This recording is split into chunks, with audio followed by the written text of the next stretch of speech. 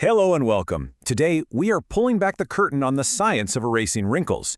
You've definitely heard the names, Botox, Dysport, and so on, but do you really know how they work? We're about to get into the nitty-gritty science that lets just a few tiny injections completely smooth out the skin.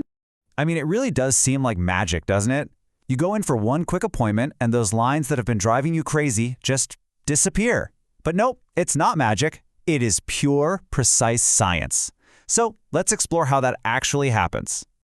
All right, here's our game plan. We're going to start with the basic science of how this stuff works. Then, we'll look at the three most common spots people get treated. Those frown lines, the forehead, and crow's feet.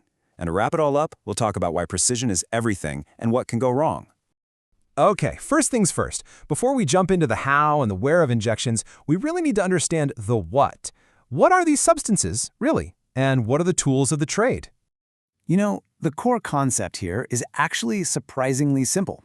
Picture this. Your brain sends a little message down a nerve telling a muscle, hey, contract now, frown. That message is carried by a chemical called acetylcholine. What these neurotoxins do is they basically act like a roadblock. They stop that chemical from being released. The muscle never gets the message to contract. And if there's no contraction, there's no wrinkle. So in the US, you've got three main players that are FDA approved: Botox, Dysport, and Xeomin. And while they all do the same basic job, there are some key differences. You can see they have different formulations, different unit counts, and even different storage needs. Xeomin, for instance, is pretty unique because it doesn't need to be kept in a freezer before it's mixed for an injection. And look at this. We're not talking about some big, clunky needles here. The tools of the trade are these incredibly fine, precise instruments, a lot like insulin syringes. They're designed for super accurate microdosing. Being able to deliver just the right, tiny amount to a very specific muscle fiber, well, that's the secret sauce. Okay, so let's put that science into practice. We'll start with what is probably the #1 treatment area, the glabella, which is home to those infamous 11 lines right between your eyebrows. And here it is, the before. These are the lines that can make you look kind of mad or worried even when you're feeling perfectly fine. This is the cosmetic issue that often gets people to try neurotoxins for the very first time. Now, to fix a problem, you have to know what's causing it. And in this case, it's basically a muscular tug of war. You have two corrugator muscles that are pulling your eyebrows in and together, and then you've got the procerus muscle right in the middle that's pulling them down. That combination is what carves in those deep lines. This is why treatment is absolutely not a one-size-fits-all kind of deal. A really good injector will actually have you frown and scowl so they can see your unique muscle pattern. They'll also use smart techniques like placing a thumb right on the bone just below the eyebrow. Why? It acts as a physical wall to keep the product from drifting down and accidentally affecting the muscle that lifts your eyelid. It's all about precision. And boom, here's the after. You can see that by carefully relaxing those specific muscles, the skin just smooths right out. The whole expression looks more rested, more relaxed. It's a fantastic result when it's done right. All right, next up is the forehead. You know, experts will tell you that treating these horizontal lines, the ones you get when you raise your eyebrows, is actually the trickiest area to get perfect. Let's find out why. So here's that classic problem. You see these horizontal lines that come from using the big frontalis muscle on the forehead. And you might think, oh, simple. Just relax that muscle and the lines will vanish. But it's really not that simple.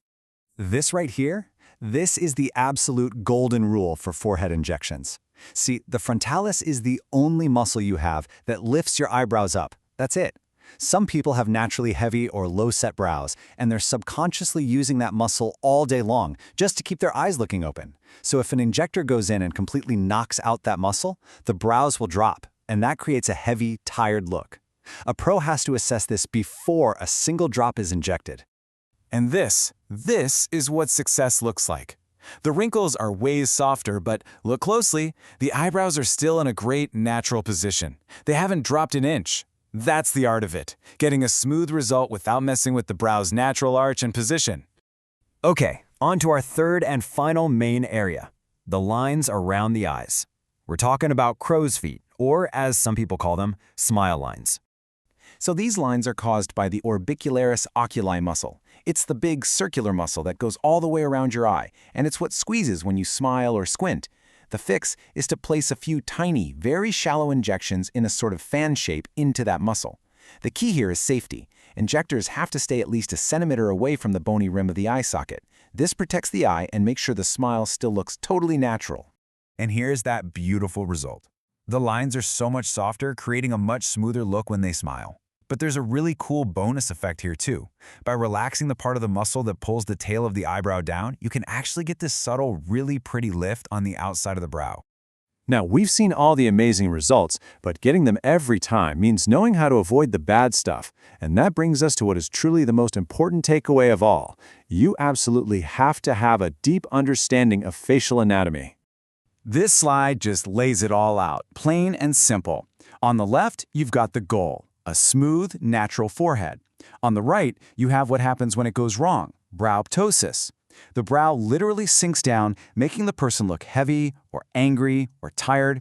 And this happens from one thing, not assessing the patient right or just over-treating that frontalis muscle.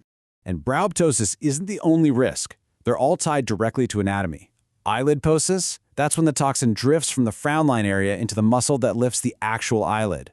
That dreaded Spock brow, that's what happens when the middle of the forehead is frozen solid, but the sides can still yank upwards.